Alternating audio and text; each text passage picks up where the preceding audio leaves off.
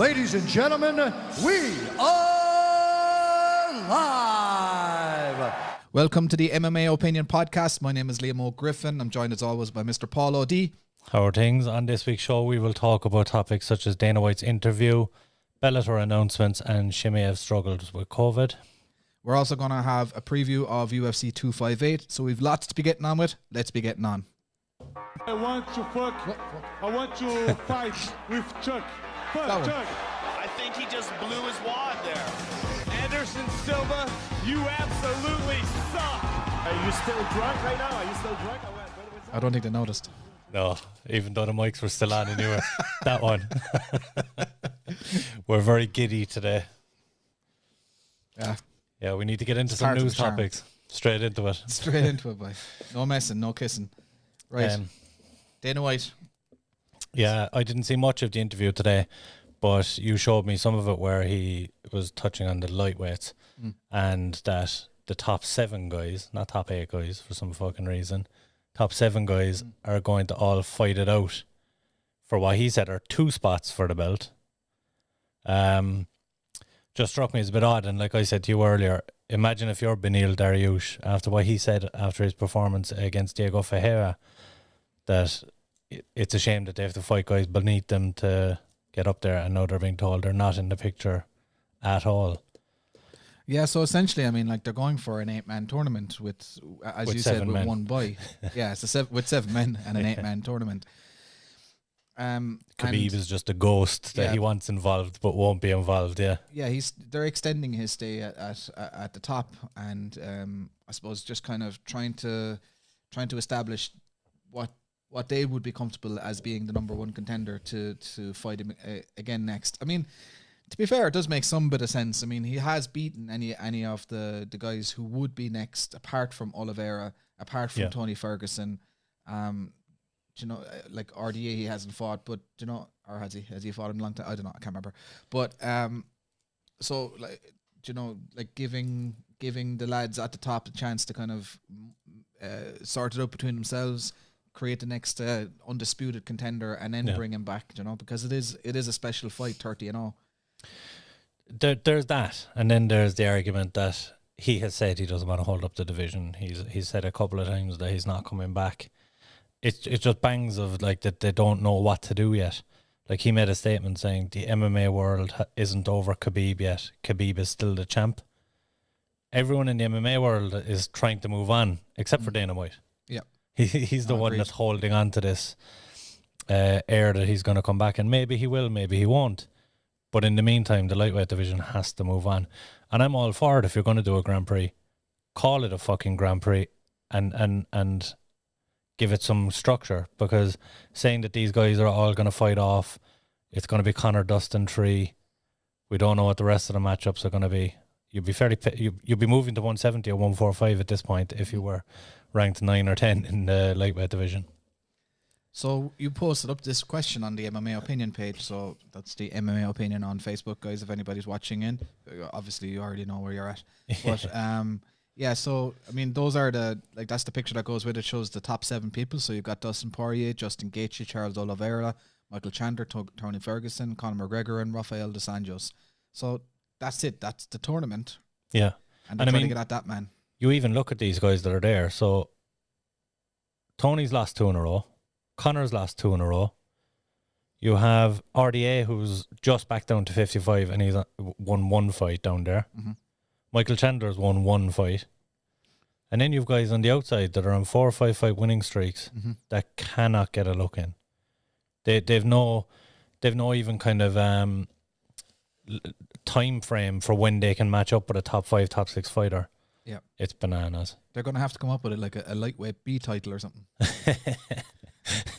A European title like they did in the WWE. Yeah, so it's baffling at this point. We're 6 months removed from Khabib retiring, and we are absolutely no closer to having this situation sorted. And I really thought as well, when the matchups were UFC 257, the main and co-main, that we'd move a lot closer to knowing what was going to happen. And it feels like we're back at square one again. So who do you reckon? So I reckon, well, you had a theory as that there was 2 people on that list that are likely to bring Khabib out of retirement, if at all. Yeah.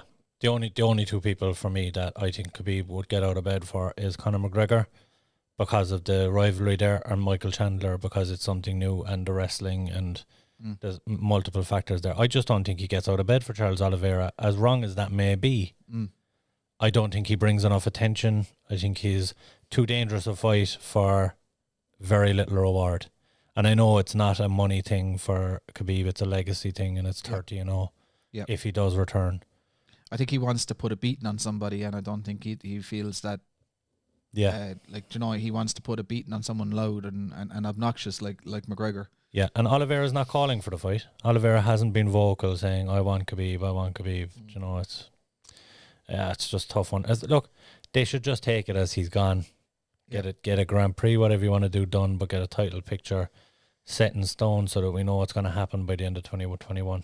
Okay, so what does Poirier have to do to get that next shot at Khabib?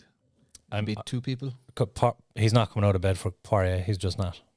I don't think. It's not going to happen at all, you reckon? Even with 2 wins? Anyone who he's beat impressively. No, the only person that's he has beaten that he'll come back for is McGregor, and that's simply because of the hatred there. Yep. But he's not going to come back for Poirier. He's not going to come back for Gaethje. I can't even see him at this point coming back for Ferguson because of the drama of trying to put that fight together. Just agreed, bangs of something that's not going to happen. So I see. I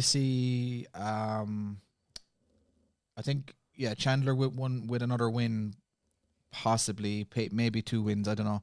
I think McGregor needs 2 wins to get that shot. And not that. Okay, so if it's likely going to be the Poirier trilogy next. He's obviously going to have to win that. There's if he doesn't win that, he's out of the question. He's out of the probably drop out of the top 7 anyway, at least anyway. And then I think he needs one more win, and I think a win over Tony Ferguson. Chandler or Gaethje gets him there as well. Yeah. Got to be one of those. And I think the best one would be Chandler, if he can prove that he can handle a strong wrestler, and if he dispatches him well, then that might entice. Maybe, but this is like when I used to play poker, you'd fold on a hand, whatever, before the last card gets turned in Texas Hold'em, and you'd always ask to see the last card. And a buddy of mine said that's mental masturbation. You're just for the pleasure of your own mind, even though you can't win. This for me is mental masturbation. Talking about Khabib coming back, for me, he's just not coming back. As much as I'd like to see it, I just don't think it's going to happen. So, Dana White's point on that was that he reckons that if it was the case that Khabib wasn't going to come back, then he wouldn't bother to come to the meeting in Vegas. The fact that he's actually still going to a meeting. Yeah, but he had a good relationship with Dana, but they've already had a meeting like a week and a half ago. And I have a feeling that didn't go the way. But by the way, both meetings were set. It wasn't just that they set one meeting; they set 2 meetings. Correct. And I don't think Khabib got out of the first meeting what he wanted. I think Khabib has another agenda in meeting Dana, in the fact that he's got Eagles fighting championship, to get that on Fight and Pass. People are saying he wants to get it on Fight Pass. So Dana or Khabib probably has another agenda. Dana is going on his own war path. Look, I don't know. I just don't see it personally. All right. Well, break your heart even more. I know you're dying for that rematch, but I could be wrong, and I hope I'm wrong. Well, let's move on to the Bellator announcements. So two big kind of media days. Well, we had one big media day and then another European announcement on the Thursday. So obviously the light heavyweight tournament is the big announcement that they had, or one of the big announcements that they had on Tuesday. And we have those could be main events on any card anywhere in the world. Like all 8 matchups in the first quarterfinals, you know. All 4 matchups, but all 4. Yeah. But yeah, no, 100%. And the worry here is that the 2 of them are co-main events, and I hope they don't make the mistake they made in the featherweight and the heavyweight Grand Prix that went before 3 them. and 5 rounds, They do 3 minute or 3 rounds. Yeah, they should all be 5 minute rounds. Yeah, at this stage, yeah. you're competing in a tournament for the belt, whether you're competing in that matchup for the belt or not. It's a 5-round fight. Yeah, it's like three title fights you've got, like. Exactly, and they're competing as well for $1 million. Make them earn the check. They want to get them out of there in 3 rounds. They got to do that themselves, but make them 5 rounds fight, even just for parity. So we've obviously got the Yoel Romero matchup. Rumble, yeah. Yoel Romero with Rumble. Nemkov is going in against Phil Davis. Yeah. You have Corey Anderson gets the new guy. Yeah, Chimaev. You've been practicing that all night, haven't you? No, the second name is fine. The first name, don't eat, and I'm going to entertain that. Okay. There's just way too many consonants. Next week.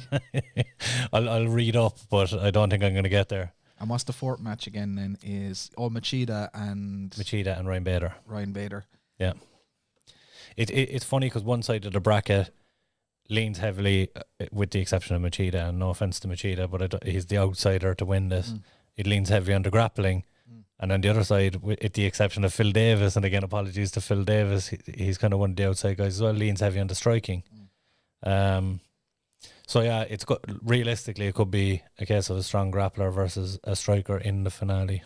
But yeah, I like the matchups. I wish they didn't put Rumble and Yoel in there right together. And not just because I wanted to see it in a semi-final or a final, but I have my concerns that Yoel has looked tentative in his last 3 or 4 fights and uneager to kind of get involved. And you've Rumble 4 years removed from the sport. This could be a bit of a letdown. I think we're all so excited for this fight that it might just be a letdown. I'd be worried. So we have a couple of comments there from our top commenter of the month, Mr. Kevin O'Sullivan. The only fight that makes sense is Conor for the attention and the draw it brings. Yeah. And are those meetings? What? I don't get this one. Are those meeting? Fuck it. Got there before me again, Paul. Are those meeting? You're going to have to elaborate, Kev. We need a part 2 on that comment. Yeah, no, we just missed the context of what you're saying there. Yeah, we're kind of behind the comments, actually. Oh, maybe it's that Khabib and Dana are meeting again. Very possibly. But yeah. Yeah, with the tournament, look, it's exciting, but I was hoping it would be a bantamweight tournament. I was talking with Brian on our podcast, and he was hoping it would be a bantamweight tournament for obvious reasons. But there's easily 16 guys you could have put into a tournament at bantamweight, and it would have been fire. The light heavyweight, while everyone is a big name there, there's 4 or 5 guys that are really exciting in there. Do you know what I mean? It's not. I don't think it's as exciting. Dana and Khabib. Yep. So we just missed the context. Sorry about that, Kev. We've caught up now. In other news on the Bellator announcements, though, they announced that they were on Showtime. And this is huge for Bellator. Absolutely huge. I know they were on CBS, which was a big platform for them as well. But to get on Showtime and to rekindle that relationship with Stephen Espinoza and Scott Coker. Of course, Strikeforce was on Showtime back in the day. I believe that the last card on Showtime was an MMA card in Showtime was in 2013. So it's a long awaited return to Showtime, which is a big network over there. So that's a huge move for them. The other side, of course, being in Europe, it's... Yeah, we got the shit into the deal. Well, for now we did. Yeah. Bellator do, to be fair to them. They get these things done and over the line generally. Yeah. I'd just be concerned at the moment, as it stands, that I actually saw a comment underneath when Bellator announced that they were with the BBC and the BBC iPlayer. There was a guy commented underneath going, "Oh wow, that's fantastic for European MMA." What was it? So basically, that they can watch in England. I'm here in Poland. How do I watch? Yeah. It's just it's a bit of an alarming one, and with Brexit, that extends to everyone, including Ireland, and we're literally like a stone's throw away from them. And yeah, right now we legally can't watch on the BBC iPlayer without using a VPN. And yeah, so it sucks right now. But apparently, you saw a comment as well saying that they're in the works of sorting out something for Ireland. Anyway, I imagine they will. Look, I'd be shocked if they didn't. With the amount of guys they have on the roster at the moment, 4 or 5 of them you could argue are a fight or 2 fights away from a title shot, all from Ireland. There's no way they don't get this done so we can watch those fights. There was a couple of other fights announced as well. You had Pitbull versus Sanchez in the semi-final of the they just Featherweight did a promo for that more than an announcement. Yeah, so that's going to be opening up the Bellator schedule for the year, which is a fantastic fight. And in the fourth event of the year, then they have the bantamweight title is on the line, Juan Archuleta versus Sergio Pettis, which is another fantastic fight, and it gets the ball moving in the bantamweight division as well, so we'll have a clearer picture.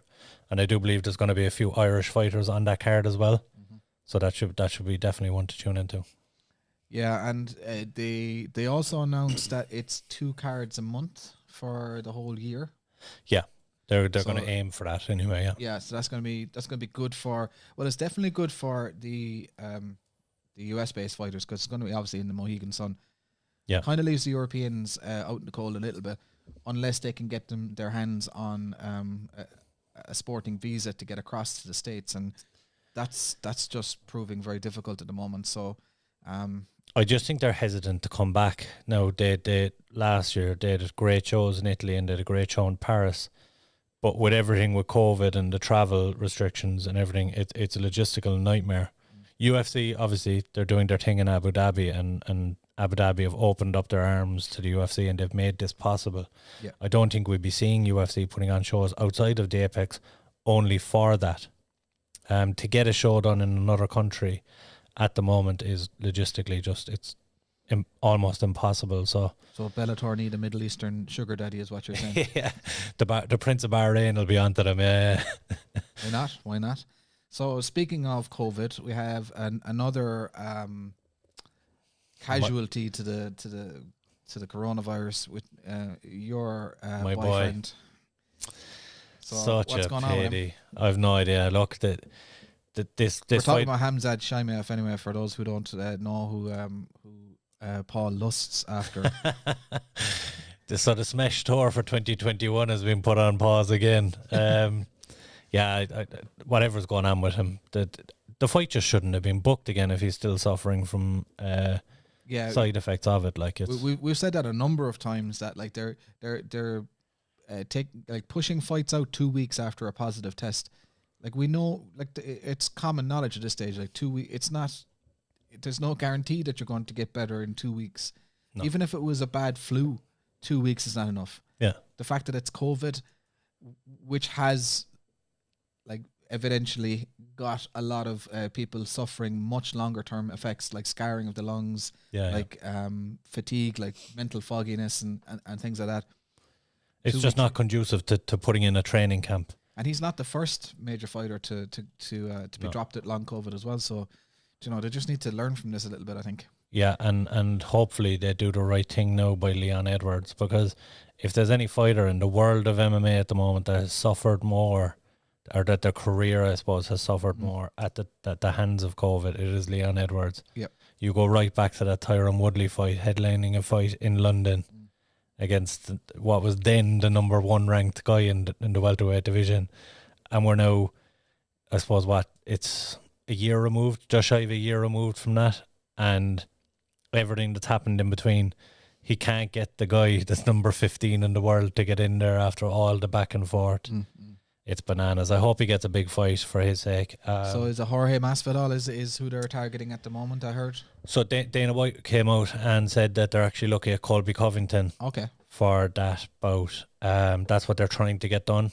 That'll be a very interesting one for him. It's a very tough fight for Leon. But it's exactly the fight he needs before he goes for the title. So a win there gets him that title shot. Yep. Of course, Leon already is on a 7-fight win streak, so he's a case to be made that he should be going it. This one would certainly get him there if that's the fight. So, speaking of fights, we suppose we better get on to the welterweight division. Welterweight division, that was a better segue, actually. Now, to be fair, I should leave the segues to you, really. So let's pop it up on screen here. We've got obviously the main event, Mr. Kamaru Usman and Gilbert Burns, teammates. The champion leaves the camp, goes across country, goes from Florida all the way up to Cleveland, I think, or Montana. No, he's way up the top. He's way up. One of those northern ones. Yeah, my geography is fucking shocking when it comes to the States. He's way up in the sticks. Is it Colorado? Colorado, Is possibly. it? Yeah. I don't know. Denver. Somebody will correct us anyway. Yeah. But yeah, he's up there with Trevor Whitman. Where's Seth the Bachelor when you need him?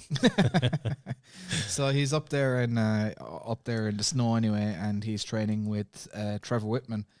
And this he talked. Actually, I was watching Countdown, and he was talking about Rashad Evans having to do the same thing when John Jones was scheduled to fight Rashad.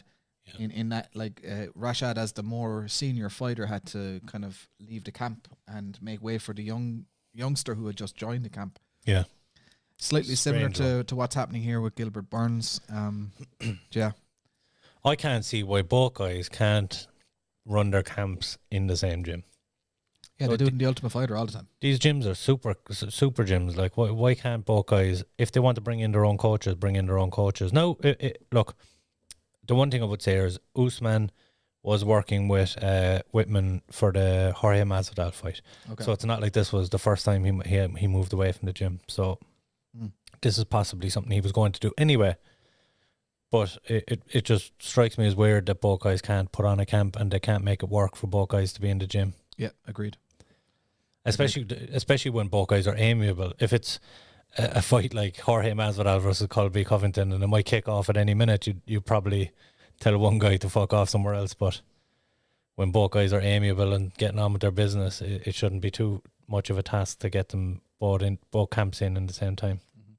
So just going back a little bit on Gilbert's last few fights. So obviously he's got the win over Woodley and Maya. And that's only a grappling bout. Yeah, he's 5-fight win streak. He's a good few grappling bouts in there over the last few years, but he's on a 5-fight win streak or 6-fight win streak. Apologies. His last loss was, of course, the KO loss at lightweight to Hooker. And that kind of worries me a little bit. I know Gilbert Burns has power, but if you're getting KO'd at lightweight, and I know he cuts a lot of weight. Yeah, I think that was more to do with the cut. Usman's a hard hitter though. Yeah, no, I get that. Yeah.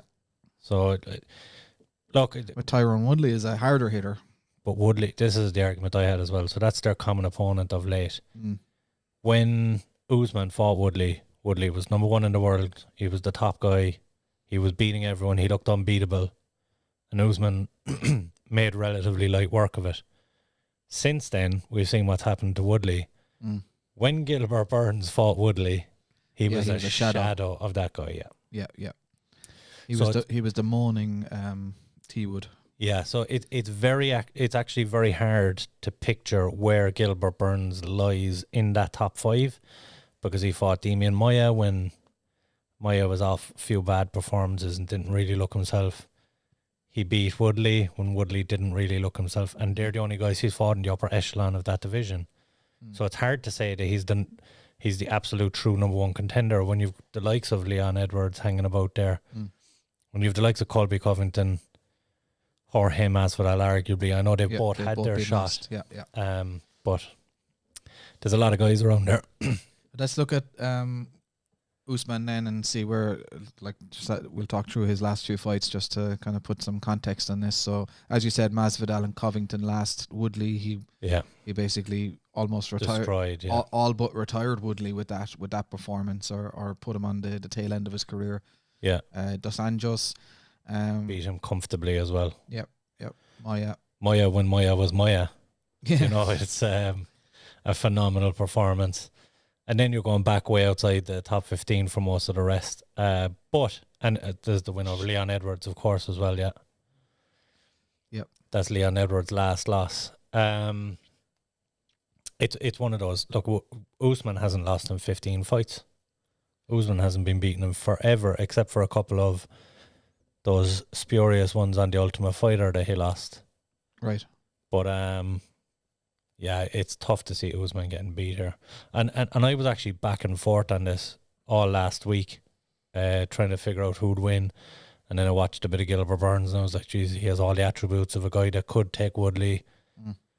But I watched a bit more of it, or Woodley, Usman. I keep making that mistake. But Usman he's a bit too good from everywhere for me. I think he'll get a finish late on. Kevin said it's a pity he'd like to see a 3-piece in a soda or 2-piece in a soda. I think it's referring to Jorge Masvidal. Masvidal to be next up for Leon Edwards. Unfortunately, it's looking like it's going to be Colby Covington. But if they can get it done, it has to be one of those big guys, though. Yep. And Colby's probably the one that makes most sense.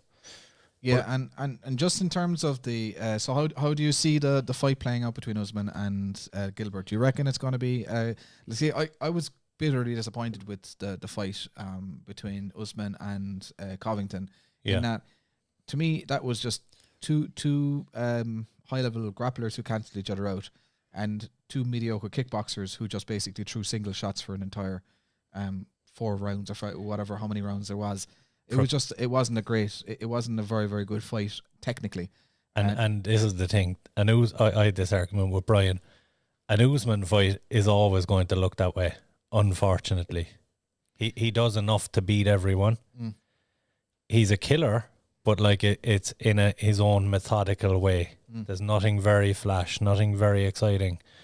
And prepare yourself for a very similar fight to the Colby fight, in my opinion. They're two guys that prefer to grapple. I know, obviously, Burns is good on the feet and he's a massive overhand right. But Usman's just a little bit too clever and will get in close and will make the fight dirty when he needs to, and then come outside, and he's good striking of his own when he needs to be there. I see him finishing Gilbert late. I see. I was thinking I was giving the striking advantage to Usman, and in particular with his reach advantage. And now that he's working with Whitman as well, we know Whitman is a great striking coach, very good on kind of tactical footwork and stuff like that. Yeah. Gilbert seems to be the more natural of the two when striking. Yeah. 100%, and he uses that to get close and he's get explosive, to the grappling. Yeah, explosive. What I don't see from either of them is flow from one combination to the next. It seems to be just all kind of like it's a 1-2 or it's a 2-3 or like, you know, a 3-punch combination and then reset. You don't kind of piece them together like a Max Holloway or like, you know, those types of strikers.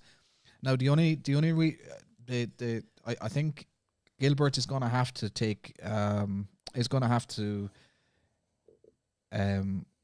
get Usman to the ground in order to get that submission, which he believes he can get. Is he going to get him to the ground? Which, by the way, it's. I believe they'll be on the ground, but I can't picture Gilbert being on top at any point. Yeah, like you've always said, that level of wrestling is the big equalizer.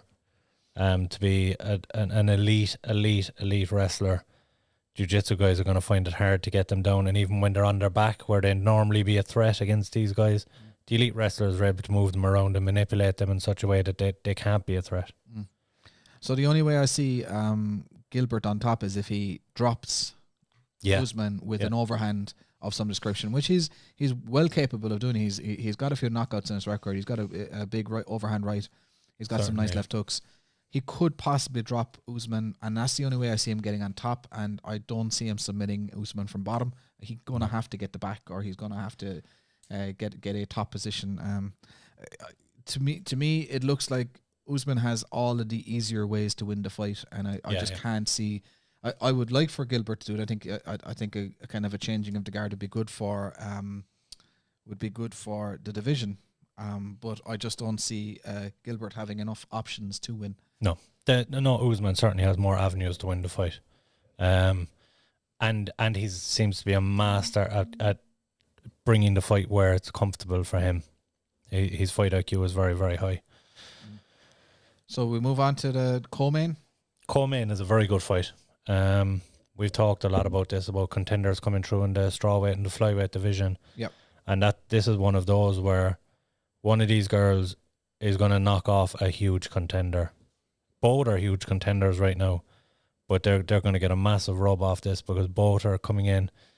It's a weird one because Alexa Grasso has 3-3 in her last 6 fights, but it feels like she hasn't lost any of that potential or any of that kind of star power or hype that she's been bringing with her. She's actually the favourite going into this one, which I was surprised with. Macy obviously coming off her first loss, and they're putting that down to a freak incident against Roxanne Modafferi. We talked about this, and I think Modafferi would have won that fight anyway, the way the fight was going. But Macy's tough. For me, this is a power versus precision striker. Yeah. You have Macy, who's got that kind of.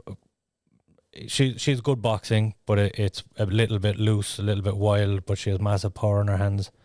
And then you have Alexa Grasso, who when she gets going, I go back to the Karolina Kowalkiewicz fight, and she looked absolutely phenomenal late in the first and in the second, or through the second round. So I think this is the female equivalent of Paulo Costa and Israel Adesanya.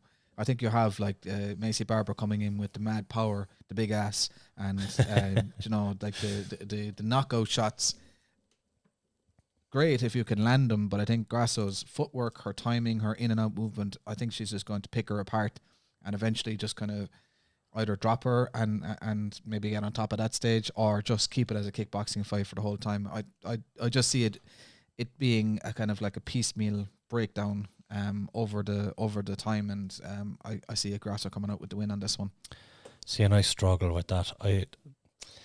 As much as I will wholeheartedly agree that Grasso clearly has much crisper boxing and much crisper striking, I think there's an allure about Macy Barber, that there's something about her. Like, there was a huge shock when she lost to Roxanne Modafferi, a girl that's 8-0 going in against one of the all-time veterans of women's MMA, and it was one of the biggest shocks of the year that she lost, and even with the injury. She's just one of those special people that come along in MMA, and they're going to be very difficult to take out, and it's hard not to see her being a champion at some point.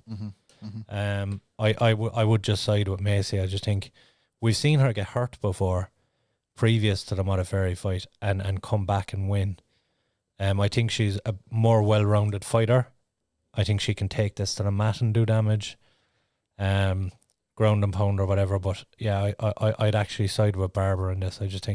I think power beats precision in this one. Okay. Going against the famous Conor McGregor quote, of course. All right, so Kelvin Gastelum is still at middleweight. Yeah. He's had a kind of a mixed run up there. Well, he's doing well, but I mean, obviously, I still think he's just a welterweight that likes his lattes. Yeah, but he's got. I know he missed welterweight a few times. He's always going to be the short, chubby guy at middleweight. Yeah, it's never going to change. Now, I've seen a couple of the embeddeds, and he is looking in better shape. He seems like he's put on a bit of bulk, but he's too undersized for the division. Yep. The only thing I would have here is that Heinisch isn't the tallest or longest guy in the division. Yes, but he does have that big ass. We spoke about this. He's built like a brick shithouse. He's wide. He's a big dude. He's not a chubby kid, like, put it that way. Yeah, he's huge legs. Hell of a backflip too. We were watching it after his last fight as well. We were watching his last fight, and we were going on the weekly Armchair podcast, and one of the things they were asking us was who will be the champions at the end of 2021. And Liam just had it in his head that he was going to say Ian Heinisch because he could do a perfect backflip. It's a good prerequisite. If you could do a backflip, you've got power in your hands, you know, because that comes from the ass muscles, and like you know, it's a sign of good hand-eye coordination, good athleticism, good core strength, good explosive power. I don't know. If you told your lads here in the gym to go upstairs and put in a session, and you came upstairs and they were just doing backflips, you'd be happy enough. I'd be happy with that. I'd be like, that's our celebrations sorted. All we got to do now is just win the fights. But, yeah. So mind you, that backflip did come off the back of a huge KO. So yeah, it's the other side of it. That's it. So he obviously, so Kelvin obviously dropped his last fight to Jack Manson. We were watching that heel hook finish there the last day. And Darren Till and Israel Adesanya, tough matchups before that. And like just before starting to slide with those results, he had obviously knocked out Michael Bisping. Bisping was on the rebound from his loss to GSP at the time. Yeah. And then went on to decision win against Ronaldo Jacare Souza. Yeah. So, I mean, like, he's definitely punching up there with the top five, the top of the division all the time. I wouldn't say top five. I think he's been found out at that level, but he's certainly a top 10 fighter at middleweight. But Bisping as the former champion, he took out the former champion by knockout. Jacare was built to be the next contender. It was about 5 weeks after Bisping got knocked out by GSP. Genuinely, it was a quick turnaround. I know there is excuses there, but I mean, you know, like you can't just kind of wipe Bisping off the map as being like a kind of a washout after and I'm not after at just all losing to GSP. I'm saying like Bisping fought with one eye for a lot of his career. Yeah, a simple knockout here and there is not going to slow him down. That's true. And I'm not trying to wipe out Bisping's credentials. I'm just saying I don't think Kelvin Gastelum was ever top 5 quality. I think he just got Bisping at the right time of his career. The Gastelum one, you look at the losses to that he's had to Till, to Israel Adesanya, and now to Hermanson. The one thing I would say about the Hermanson fight is he landed a beautiful lateral drop takedown just before the finish. So, you know, it looked like he was going to go back to his wrestling and back to his roots and maybe mix things up, but that didn't go very well for him. Yeah, so it was the Mearshart fight that we saw Heinisch do the backflip on. Before that, he had decision loss to Akhmedov and decision loss to Derek Brunson. So Derek Brunson was up around that title picture there for a while. So didn't he fight Israel Adesanya at one point? Yeah, wasn't it the just before the Silva fight? Yeah. So, he's up. He's in and around there. I don't know. Certainly not as much tough competition as Gastelum. I mean, Gastelum is like battle tested. You can't say it any other way. So this will certainly be the toughest fight on Heinisch's resume so far. How would you see it going? For me, I think, and it's the outside pick. The dogs have been barking this year, and I think if there's any dog on the card, he's going to pick it up this time. Actually, wait, Barber is an underdog as well, apparently, but according to the bookmakers, never picked. But for the real outsiders, I think Ian Heinisch actually gets a stoppage victory here. I think we've seen his leg kicks against Mearshart as well and how effective they were. I think if you go in against Kelvin Gastelum and light up his legs, he's very heavy on the lead leg. He'll open up the finish. I am going with Gastelum. I just think the experience is going to win out here, and I think he's as I say, just more battle tested. I would love to see Kelvin Gastelum just get some sort of nutrition knowledge bombs that get him back to welterweight. I think he'd be a big problem at welterweight now that he's had like 5 or 6 fights up at middleweight. You know, and had that experience fighting top level guys. It's how can you not hire someone and have the motivation? You're a professional athlete to get down there. It's, I don't know. Yep. Strange one. He shouldn't be competing at middleweight for me. Yep, absolutely. Now, this next fight that's on the card, we don't know is it going ahead or not at this stage as we're live, or do we know is it going ahead? Bobby Green, Jim Miller. I'm just looking it up there now, but so we had news just before we came live that Bobby Green had passed out or something backstage just before he was to come out and do a stare down with Jim Miller, the ceremonial kind of weigh-ins type thing. So it's almost likely, or it could be likely, that Bobby Green has been removed from the card. We just have to double check on that.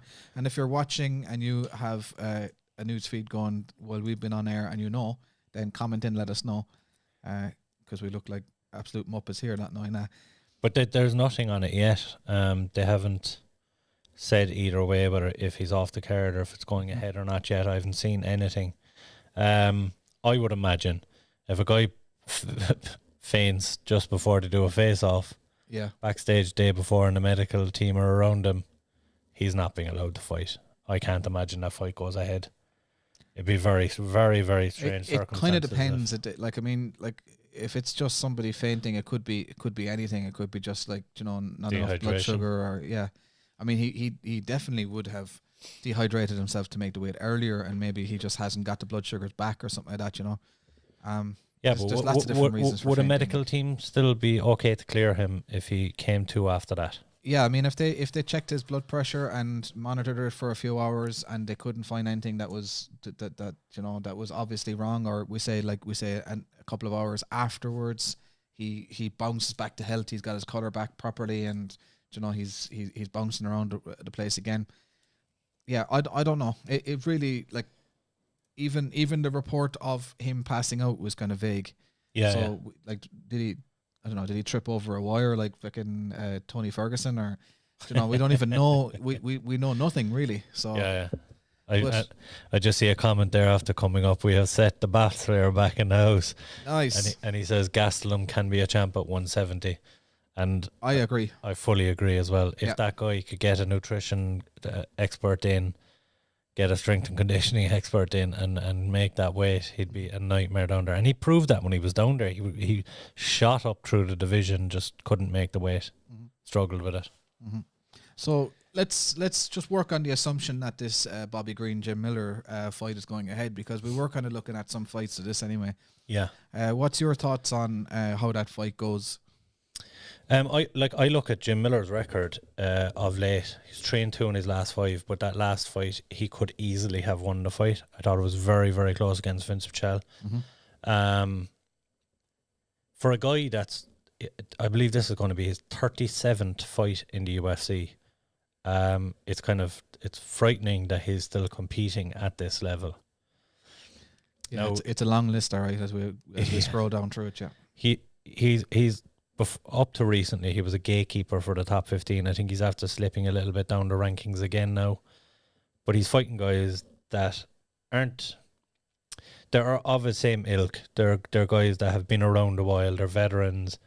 There's no young murderer going in there against him. But he's looked very good. On the flip side of that, Bobby Green hasn't looked great for a guy that was kind of touted to get into the top 15 and do very well. 3-2 in his last 5, lost to Moises in his last one. It's a difficult one for me, but despite what I've seen today, if the fight does go ahead, I think Bobby Green takes it. I think he stuffs the takedowns, and he's just a little bit too clinical on the feet for Miller. I can see it going the distance, though. I can't see him finishing Miller in any way. And we also had he had a kind of a strange interview this morning as well. A lot of the guys from the MMA Opinion staff page were kind of commenting on that. Was it Ben Duquette that said it? That he gave an interview this morning talking about that he has no intentions of becoming champion. He's just fighting for the money. He wants a couple of cars and a house and, you know, a few quid in his back pocket, and he's happy with that. Kind of strange place to be at for an active fighter who people still believe has potential to get into the top 15.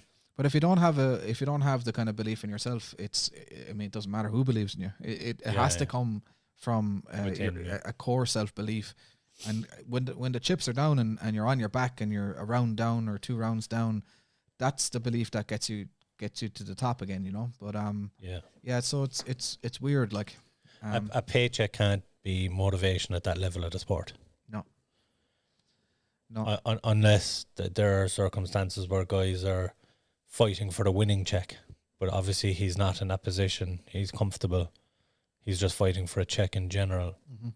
So yeah, but this is a favourable matchup for him. For me, like as hit and misses he's looked, I do believe this is a favourable matchup. Yeah, I just don't think he's a good matchup for Jim Miller. I think Jim Miller relies on being able to get guys down and kind of dominate them in the top position. Bobby Green's hard to get down. Hard to hold down when you get him down, and he's also got that kind of explosive kind of power on the feet as well. So it's dangerous until you get him down.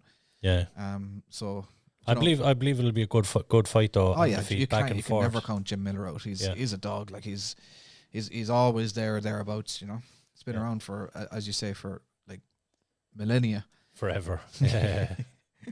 So 36 fights already in the UFC. It's absolute bananas. So this is your pick for a sleeper fight, Julian Marquez and Maki Pitolo. I absolutely love this fight. It like if you know much about either of these guys, Julian Marquez has been out of the scene for 2.5 years, unfortunately. Only 9 fights in his record, but my God, when he shows up, it's going to be an exciting fight. You look at he fought on Dana White Contender Series against Philip Hawes. He got hurt bad early, but came back and ended up picking up a huge head kick KO win. His first fight in the UFC was Darren Stewart, and again, first round he got lit up. He gassed, but he was in a trading war with Darren Stewart and eventually caught him in a guillotine. And again against Alessio De Chirico, his gas tank looked much better, but it was a close back and forth fight and another war. And this guy has a chin on him. Like you'd want to have some form of a weapon in there to take this guy out. He's not going out by strikes. And on the flip side of that, you have Maki Pitolo, who is known for his heavy strikes and his chin. A guy that never takes a backward step. Yeah, for me, this is going to be a phenomenal, absolute war. Both these guys, like Mackey's 1-3, I think, in the UFC, but he's had some tough matchups. That Darren Stewart fight was tough. He got caught in a guillotine. Impa Kasangane, I know Impa Kasangane is most well known now for the spinning back heap with Joaquin Buckley, but he's a huge guy in the middleweight division, and the worry here for Pitolo is that Julian Marquez is one of the bigger guys in the middleweight division as well. He's 6'2" and just a huge guy. Pitolo's a little undersized, but Pitolo held in there for 3 rounds with Impa Kasangane and put it on him. Absolutely put it on him for 3 rounds. So yeah, I'm excited for this fight. Either way, I think Marquez has more ways of winning the fight, and I think he gets it done. But I think it's a 3-round absolute war. So, like, there's a heap of fights on the undercards. Any fights that kind of stand out for you on the undercards? I'll put them up here again, and you can see them. Well, the main one there is the Miranda Maverick versus Gillian Robertson fight, the opening fight of the night. Of course, you had the interview with Miranda last week. Yeah, I spoke to Maverick during the week, or Miranda, and she's a motivated girl. My God, she attributes her strength to growing up on a farm, and her first performance in the UFC was just absolutely phenomenal. This is a girl that came in with huge grappling credentials, and she was submitting everyone. And she came in her debut in the UFC. She lit the girl up in strikes, and the doctor stopped it after the first round. So there's a little bit of everything. I think Robertson's in for a tough night, personally. I think Miranda's looked phenomenal. She's only had 1 fight in the UFC. She's going in against a vet. But I just think Miranda's a little bit too tough for her right now. And Robertson's known for her toughness as well, so it should be a good fight. Yeah, I see you lost there to Amanda Lone. Grappling. I've rolled with Amanda, so I know how that feels. But it looks a good fight. You see there, like they both have a grappling win over Pearl Gonzalez as well. I say both have a grappling win. Robertson has a grappling win over her, and Miranda has an MMA win over her, but by submission. Yeah. So yeah, but that's a good scrap to get the card off the ground.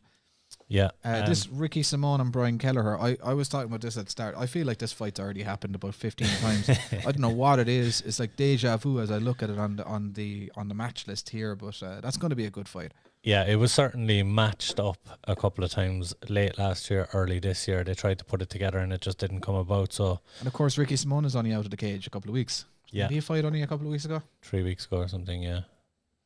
Yeah, in January, 20th of January. Yeah. Against Perello. Yeah, good performance as well, so it's good to see him back. The fight at 145, both of these guys are naturally 35ers, so I think that may have something to do with the fact that they're out of there. Brian has fought a couple of times at featherweight, but he's naturally a 35er. But it's a good fight for both guys. Both guys are going to come in there, and Ricky Simone is wild. He's going to bring it, and I don't think Brian will back down. So it could be another bit of a sleeper on the card as well. Any other fight there stand out to you? There's a few that stand out. You've Bilal Muhammad versus Diego Lima is a very good fight. Yep. Both have possessed huge KO power. Diego, of course, famously the brother of Douglas Lima, the welterweight champion in Bellator. I see Bilal picking up a victory here. I think he's just a little bit too technical for Diego, but certainly a good fight. Yeah, like Diego's been out there a while. Yeah, his last fight back here in October 2019. Like, I'm looking back and there's names like Jesse Taylor and Yusho Okami on like near the top of his list. Yeah, and that's not a good sign. But they were actually recently enough.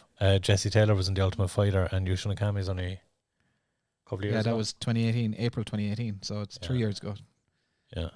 But yeah, Jesse Taylor, though, holy shit, there's a flashback. I know. I was only just watching actually. The UFC released a YouTube 1 hour kind of thing as a promo for the upcoming Ultimate Fighter season, and they kind of went back over the highlights of all the previous seasons, the 28 seasons that went previously, and Jesse Taylor winning. I can't remember which season he won, but he literally got out of the house and went partying, and the CCTV footage. He got to the final. He didn't win it. He got to the final, and then he went absolutely wild, burst up a limo. Yeah, he kicked the window out from inside the limo, and then went in and started harassing women and getting stuck into the security guards and everything, and then telling them I'm a UFC fighter. Yeah. And Dana cuts him before the finale. I know, horrible. Yeah. It was to be fair though, that season, the Ultimate Fighter 25, when there was a lot of the comeback season, that was actually a very good season. It was good to see Jesse come back and win that season out. So yeah, it was quite good. He would have been a fan so favorite back in the day. So he was on Diego Lima's list. So let's go back in and just have a quick look at Bilal Muhammad. He was on scales today at championship weight. Yeah, he's a ways off that, but that's what I was thinking when he was talking about the belt. Like, he was making that gesture on the scales, where it's like title shot next kind of thing. I was like, he has a long way to go. Slow down here, buddy. Yeah, he's a long way to go. He's had some impressive wins, but that loss to Jeff Neal, and Jeff Neal kind of has been found out a little bit in the top 15. So there's quite a ways to go. Not saying he can't get there. He's certainly a big striker, but he'd have to round out the game for me a little bit more to get up into that top 15, certainly the top 10. There's some killers in that welterweight division. Like, it's tough out. It's a tough fight though. Yeah, and there's actually a good fight in the strawweight division there. Mallory Martin versus Polyana Viana, another very good fight. So there are some good fights in the card. This card got a bit of stick because people were saying it's more of a fight night card. But to be honest, I absolutely love every fight in the main card. I don't think there's a bad fight in that card. Hopefully the Bobby Green one stays together now. But those fights are very good. So are you seeing comments there on your side that I'm not seeing? Because I don't see the comments on my side here. No. My comment machine is broken. No. Okay, fair enough. We're just not getting any comments. Just not getting comments, as opposed to you're not seeing them. So that's it. So we have...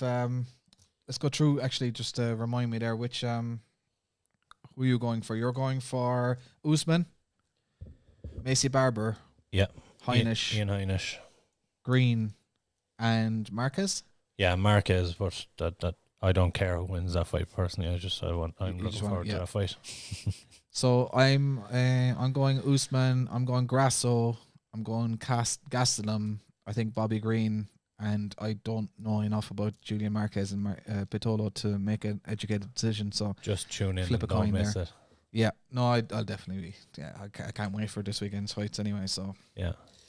So that's pretty much it. What have we got coming up? We've got you've got a load of interviews done. So for people who are interested in getting inside the heads of some up and coming fighters, who have you got interviewing this week? Oh, where to begin? I'm basically interviewing everyone that's fighting on the Cage Legacy. I'm starting with the pros now at the moment. I'm interviewing a lot of the guys in the upcoming Cage Legacy, the Aftermath card, and doing a little production piece for all of those. So it's very interesting to kind of get to see the guys returning to MMA because obviously there was no card in Ireland in 2020. So it's good to see all these guys getting a fight again, and kind of getting to see where their head's at, and they're excited to get back in there. And so those will be shared on Cage Legacy's YouTube page and on all Cage Legacy social media. So that's keeping me busy at the moment. And you had Johnny Jitsu. Johnny Jitsu, he's an entertaining character. Yeah, he's fighting, I believe it is Omran Shaban, apologies, and the Cage Legacy card. So that should be a good one. Omran's a confident young man. He's only 20 years old, taking on one of the older vets. Sorry about that. Nearly gave me a heart attack. But he's taking on one of the older vets, yeah, so it's should be a good one. So just for those who are watching in, if you want to go ahead and give this page here on YouTube a like or a follow, it's Cage Legacy Fighting Championships, and up there you should see this is the Aftermath playlist here. So this will give you some of the... the tree. He's simply not there. Just give you some of the interviews. This is the Pally Han interview I had up there. Yeah. So a couple of interviews there that if you haven't caught them on the MMA opinion page, you can certainly go ahead and catch them on this one here. But yeah, good card as well coming up. That's 8 weeks out now, so you'll have a good few interviews on that one. Yeah, so I'll be interviewing most of the guys. Hopefully I'll get through the whole card before the event, so it should be good to get to kind of reach out to all the guys and they all get their own kind of promotional package before the fight as well. Yep, brilliant. It's a good one. So we have a review show? Yes, we'll be talking on Sunday again after the fights. Hopefully we might have a new champion. We might have Usman still on top, but we'll have some new contenders, certainly. You have that 125 fight, that'll be a new contender. And arguably, it's hard to say that they're not one fight away with this victory. So yeah, definitely. So there you have it, guys. This has been the MMA Opinion Podcast. Hope you've enjoyed. Keep the comments coming. We'll always argue back and forth with you. And yeah, we'll talk to you on Sunday night. Ciao. I want to fight with Chuck. Chuck. I think he just blew his wad there. Anderson Silva, you absolutely suck. Are you still drunk right now? Are you still drunk? What's going on? This is Bruce Lee shit. Frank Mir